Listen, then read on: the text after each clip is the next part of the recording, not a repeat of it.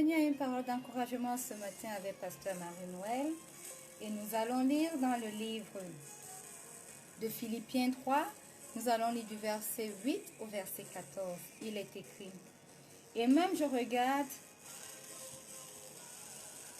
toute chose comme une perte à cause de l'excellence de la connaissance de Jésus-Christ mon Seigneur, pour lequel j'ai renoncé à tout, et je les regarde comme de la boue afin de gagner Christ, et d'être trouvé en lui, non avec ma justice, celle qui vient de la loi, mais avec celle qui s'obtient par la foi en Christ, la justice qui vient de Dieu par la foi, afin de connaître Christ et la puissance de sa résurrection et la communion de ses souffrances, en devenant conforme à lui dans sa mort pour parvenir. Si je puis à la résurrection d'entre les morts, ce n'est pas que j'ai déjà remporté le prix ou que j'ai déjà atteint la perfection, mais je cours pour tâcher de le saisir, puisque moi aussi j'ai été saisi par Jésus-Christ.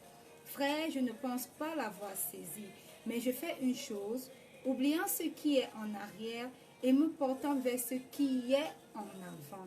Je cours vers le but pour remporter le prix de la vocation céleste de Dieu en Jésus-Christ. Bien-aimé, quand je lis ce verset, cela me fait penser à mon enfance.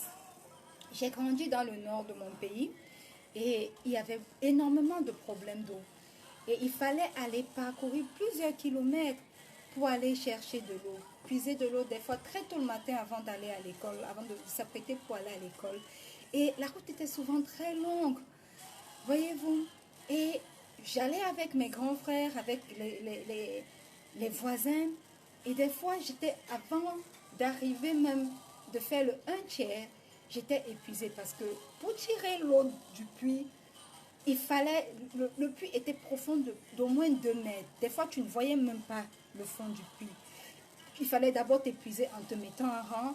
Après ça, il fallait tirer. Et maintenant, il fallait porter à la tête pour commencer à avancer. Et mes grands frères, mes aînés me disaient souvent, écoute, si tu veux arriver à la maison sans t'épuiser, ne te retourne pas, ne regarde pas en arrière.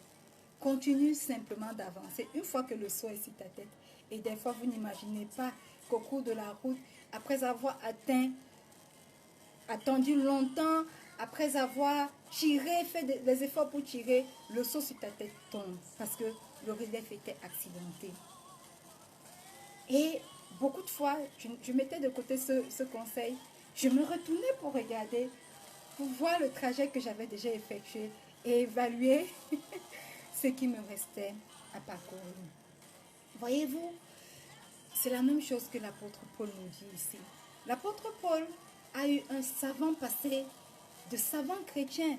Il était parmi les grandes figures à l'époque, des docteurs de la loi. Il a eu un passé glorieux où il persécutait l'Église, glorieux sur le point de vue des autorités spirituelles. Il persécutait les chrétiens. Et puis à un moment, il a rencontré le Seigneur Jésus.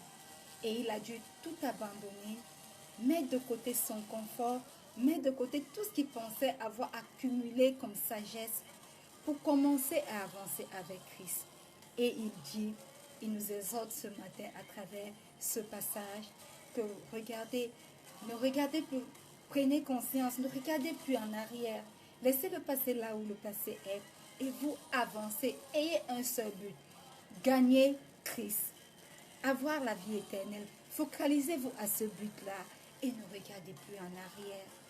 Parce que lui qui exhortait et qui nous exhorte encore aujourd'hui, c'est ce qu'il faisait.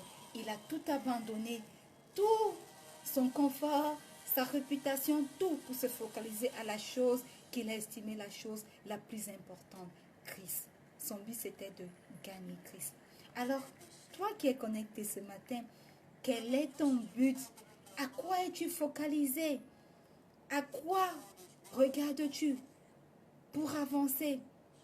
Ma parole d'encouragement pour toi ce matin, mon ami, c'est que ne t'attarde pas sur tes échecs ou sur tes réussites du passé.